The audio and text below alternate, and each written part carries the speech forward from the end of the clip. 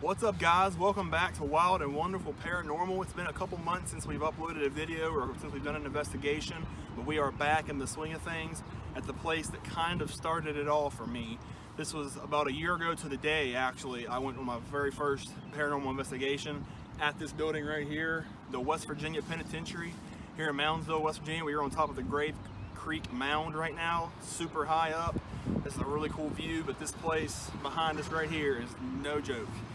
Probably my favorite place I've been to as far as paranormal investigations go so far, and we've been to a lot. This will be my third total investigation at this building, my second full investigation. Megan came with me in November of last year for a 3-hour tour. She's back again. She's back again. This time she's getting the full experience of the pen. Oh boy. And it's gonna be awesome, no matter her sarcasm. It's probably some of the coolest experiences that I've had doing this type of stuff has been in this building, so hopefully we get some really good evidence, so hopefully we get some awesome stuff. The history of this place is nothing but just pure bloody, just violent history. It was on the U.S. Department of Justice's top 10 most violent correctional facilities. I've heard it was top 5, I've heard it was number 3. Put it this way, it was one of the most violent prisons in the world, in the country, whatever you want to look at. 998 documented deaths, not including all the undocumented deaths. 85 hangings, 9 electrocutions over the 130 years or so it was open. I mean, just an absolutely insane place. I can't wait to get back in here. So stick with us. Hopefully we get some great stuff to share with you. That's the hope always. So we'll see what we can get, and we'll keep you all updated later.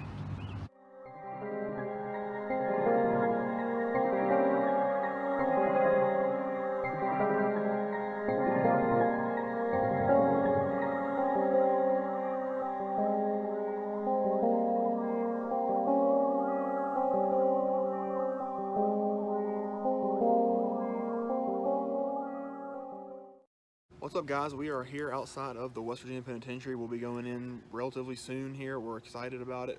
It's about that time. Time to get rolling, time to see what we can get. Hopefully, like I said earlier, hopefully we can get some good stuff. Our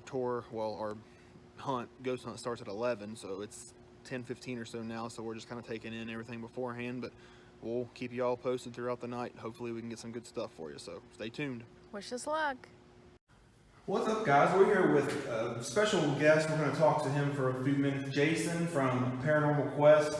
They do an awesome job. Check out their channel. We've been watching their videos, especially I've been watching their videos for a long time. Really good stuff. Jason also works here at the West Virginia Penitentiary, so he's seen about everything you could possibly see here, I'm sure, which we're trying to get a little bit into now. But Jason, just kind of briefly talk about a little bit about the history of this place, just for people that might not know maybe not all the details, but just as much of the general stuff about this place as you can get into. Sure. Where we are right now, this is the former West Virginia State Penitentiary. This was West Virginia's maximum security state prison for 129 years, from 1866 to March 27, 1995, when it closed, official closing day. The prison was built for 800 inmates. From the 20s to the 40s, they were around 2,700 inmates. They had a lot of overcrowding problems here over the years. Finally, when it closed, it was still home to 652 of the most violent inmates in West Virginia. Most of these guys in 1995 would be transferred to the new penitentiary in Fayette County, West Virginia. It's called Mount Olive Correctional Complex. Some of the inmates never left Moundsville, ironically. Over on 12th Street is a modern high security prison. It's known as the Northern Regional Correctional Center and Jail. Some of the guys are over there today as well. But during the 129 years of operation, the prison really gained a pretty infamous reputation, mostly for a lot of murders, escapes, riots, things like that. This actually became known as one of the most violent prisons in the country. As a matter of fact, in the 1970s and 1980s, the Department of Justice had compiled a top 10 list of the most violent correctional facilities in America, and they deemed this prison to be the 3rd worst in the country.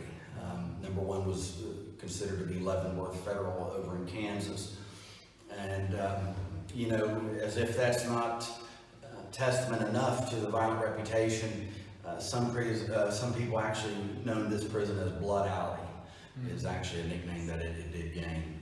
So, so like I say, where we are is definitely one of the most violent prisons, was one of the most violent prisons in the country. A lot of people think Alcatraz was a rough place. Hardly.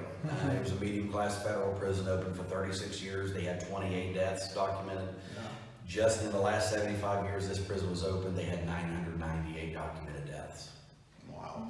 With all that violent and bloody history, I mean, that would lend itself to, you know, a lot of alleged paranormal activity. And you all, you know, obviously for Paranormal Quest, have investigated here many times, and you work here, so you've probably seen everything. What are some of the most common things seen here, heard here, just experiences wise? You know what? Honestly, the full 9 yards. And I start telling people this, and they think, you know, wow, you know, he's a little crazy, and you know, I am a little crazy. But honestly, I've been coming here since February of '09, but I've been working here since July of 17, and in that time, I have seen full-bodied and half-body apparitions. I've seen shadows. I've been touched more times than I'll ever be able to remember. I've heard voices, recorded voices, heard footsteps, door slamming, running. Sometimes residual activity like smells. You'll smell tobacco smoke, pipe smoke, cigarette smoke in the housing units. I've smelt what's appeared to be, to me, seemed to be barbecue cooking in the back of the kitchen. Wow. Poltergeist-like activity as well is frequent in here. Matter of fact, even in our gift shop lobby, I've seen items being physically moved, thrown around. Wow. And that's just like the simple stuff, you know.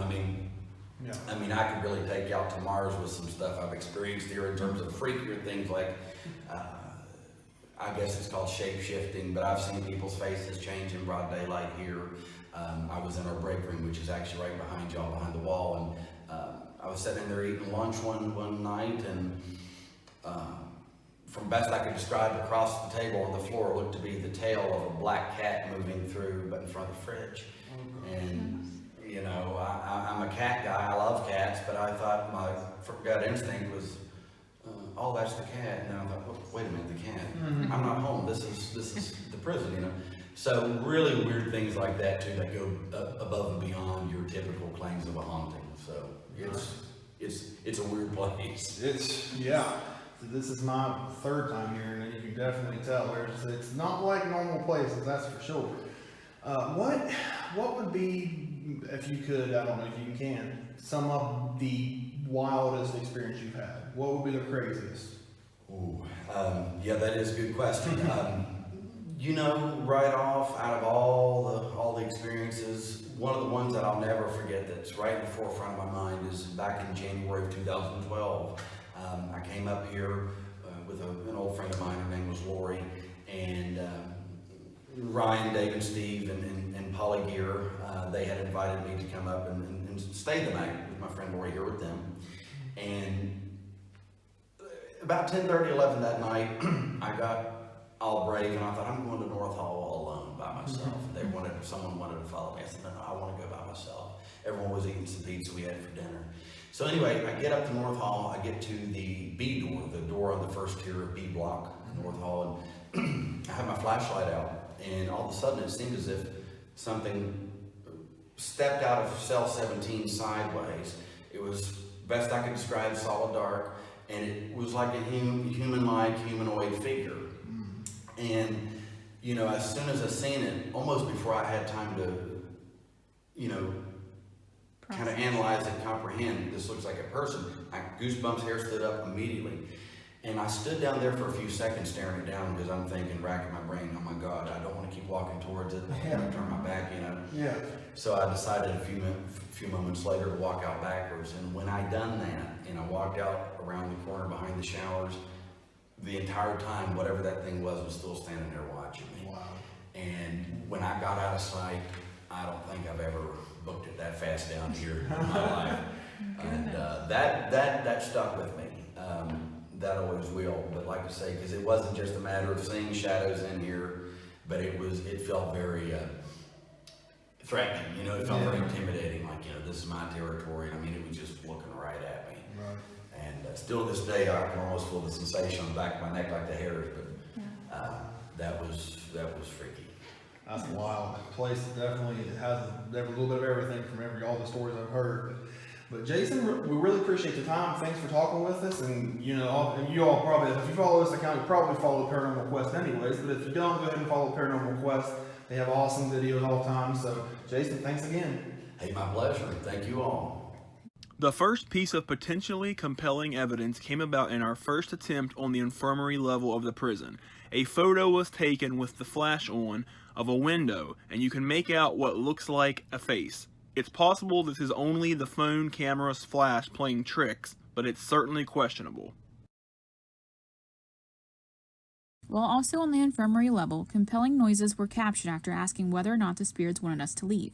According to staff at the prison, these noises are not consistent with the natural sounds of the infirmary. Do you want us to leave?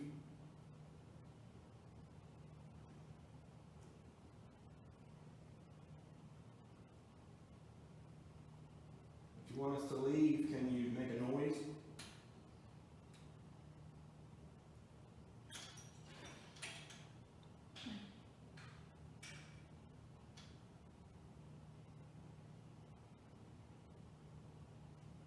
Was that enough noise for you? Well, yeah, that's funny. If that's, I don't know, but I'm getting that guy now. A series of questionable photos were taken on the infirmary level that shows one compelling photo. There were 4 photos taken simultaneously, but the second photo stands out as having what appears to be a white mass of some sort. This doesn't appear to be a bug given how it shows up farther back in the photo rather than directly in front of the camera lens. A unique experiment resulted in the most interesting results of the investigation. While in the North Hall cell block, we left a phone in the cell of former inmate Red Snyder. The phone played video clips of Red's favorite soap opera, Days of Our Lives. While the video clips were playing, the REM pod set up on the other side of the bunk was triggered for nearly the entire duration of the first clip. We even asked Red to step away from the REM pod, and he responded intelligently. Is that me though? It's not you. Here, hold this. Red, we heard you were a Days of Our Lives fan. You want to watch some Days of Our Lives? We got a video playing for you.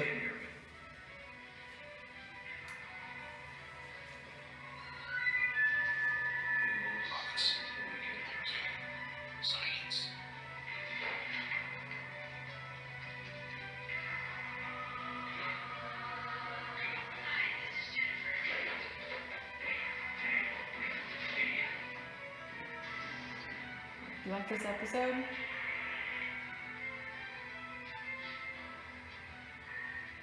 Jack. Come on, Jack. I know that's you in there. Just come out, all right? You gonna sit there and watch it? That was just a story I made up. It was a stupid dream.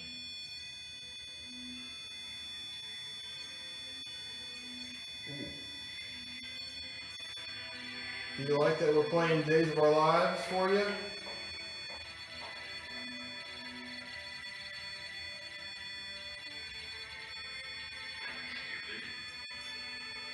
Red, can you step away from that?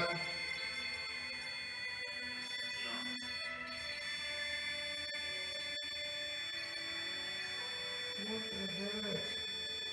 Can you back away? It's hard to hear Days with that on. Got another Days of Our Lives fan here. That thing has never gone up like this. Oh, that's crazy. Ever. Red, can you step away from that, please? Thank you. That is nuts. It's a she and a he. I think that video. You done? I think that. No, I'm not done. I want to see if it keeps going. Oh, I think What have you done yet? he wants more. I have to get You another want to video. play the rest of the other video? If you wanted to play the video, can you step away from it?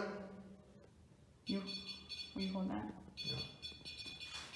Can you make it stop so I can come in? Thank you. While in the South Hall cell block, we captured an interesting noise on the digital recorder. The noise sounds strange, and it was not captured on a video recording at the same time, which makes this possible EVP more compelling. We had a nice interaction with an inmate over in the north wall. We talked to Red. Anybody here know Red?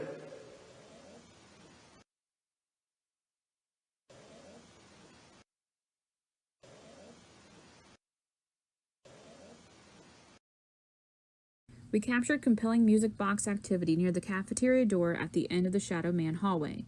The music box was triggered consistently for an extended period of time, but when we moved it back about 5 feet from the spot, it didn't go off again, proving something with movement triggered it.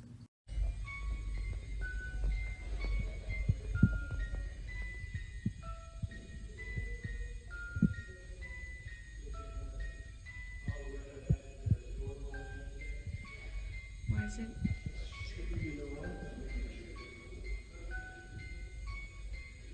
Can you step away from that? If you're making it do that? Is there anybody? Is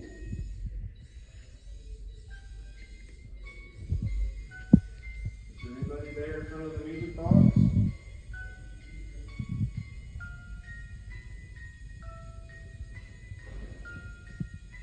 Can you step away if there's anybody there? Can you move for a second so it stops that?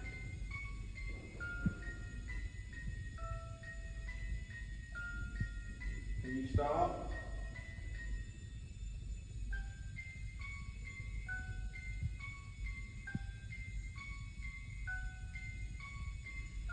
Can you move closer to the door?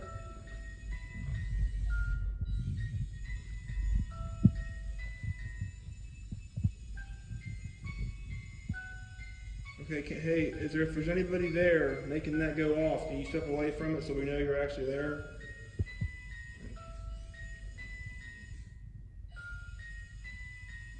It's a weird how it's stopping a little bit. Starting again. And I don't have it pointing like through the door No. either. I'll try something else here in a minute.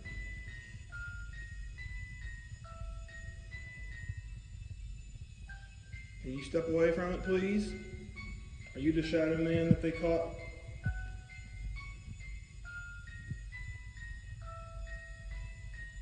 Okay, let me turn this off for a second. I'm gonna move it a little bit, and we're gonna see if it still does the same crap. Okay. There you go. It's not doing it. Nope. What is so different about that?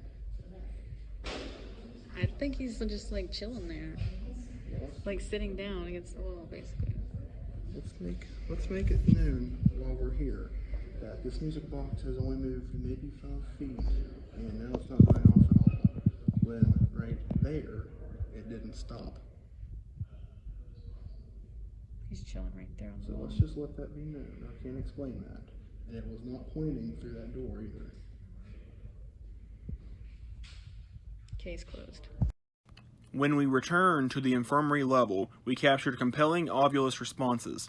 As soon as a medicine bottle, used as a trigger object, was taken out of our backpack, the word "good" appeared on the Ovilus, followed by the word "this" after it, possibly implying a spirit was eager to get his medication. I'll tell you one thing that would be cool to do is talk about the medication in here. So put these up near the room, if they get close enough to it. True.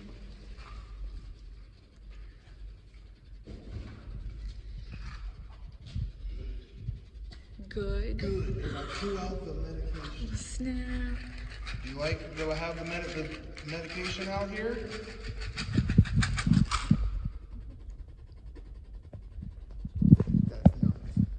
Goodness. I'm gonna put it this. You want us to put it right here?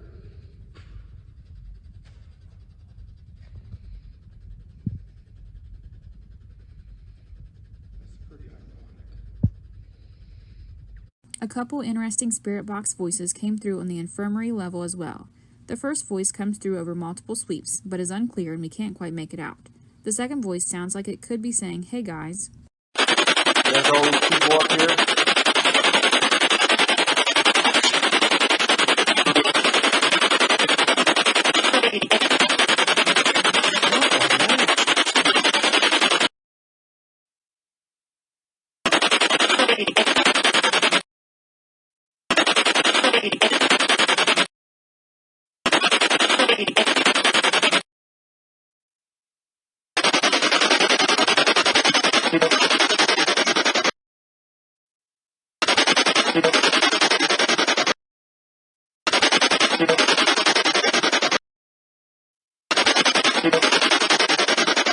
More music box and REM pod activity was captured at the wheel in the middle section of the prison.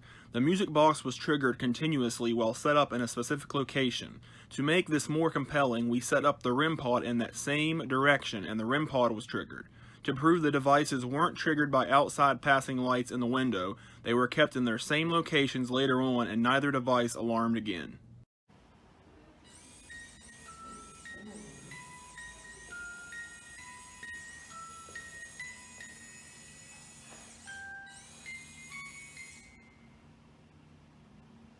Anybody in there?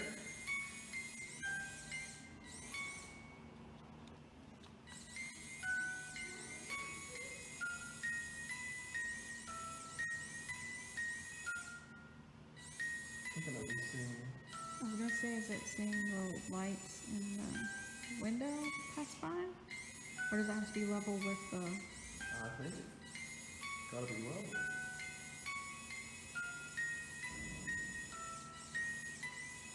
Should we aim it that way, like tilt it that way? Or is it still gonna pick up all over there? Oh. This movement is not going off every time.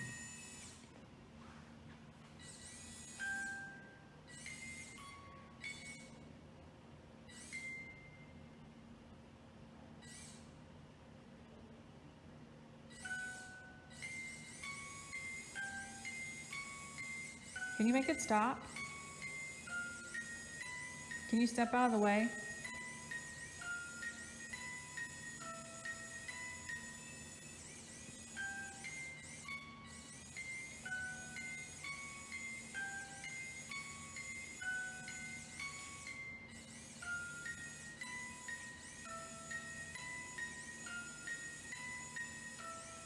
I don't know what it could be because like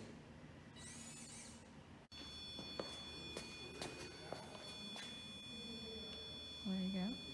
It's already going off. whoa, Yeah. whoa, that's pink. You see? Crash and triangle. That thing's going crazy. Yeah. Can you step away from that? Stepped away. It did. No.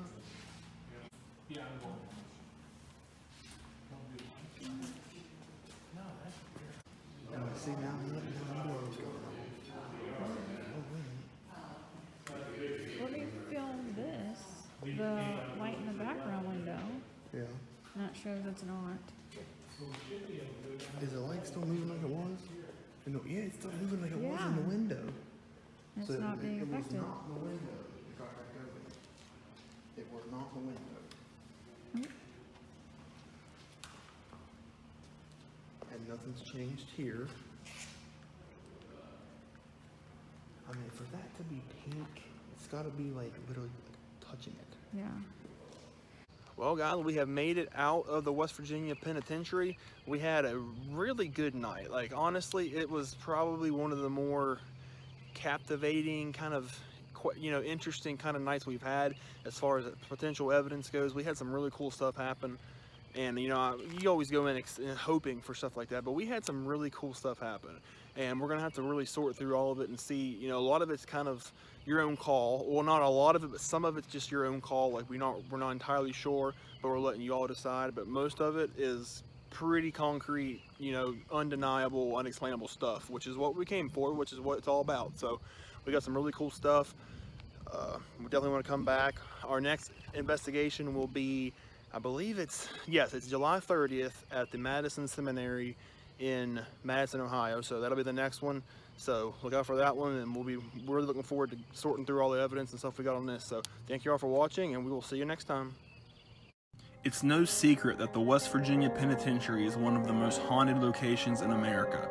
This prison was known for violence, cruelty, and death throughout its 129-year history. That dark energy is still being felt to this day and has no signs of slowing down. Special thanks again to Jason McKinney for taking the time to talk with us. Thank you all for watching, and be sure to subscribe and spread the word about our channel.